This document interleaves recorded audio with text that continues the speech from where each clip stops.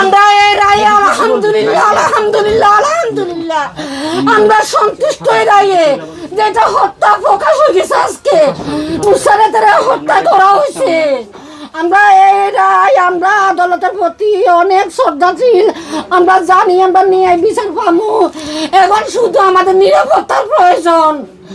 কিন্তু আগে আজকে 7টা বছর অন্তত পক্ষে নিরাপত্তা ছিল, এখন আরো জোরদার বাড়াতে হবো।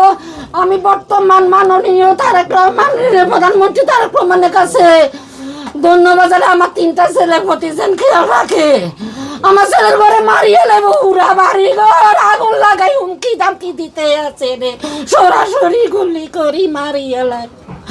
আমি এটা হারাইছি, এত সহ্য করতে মারিয়ে না রে। আমার মা বাবার ফ্যামিলির ভিতরে আমি শুধু একজনে আছি রে।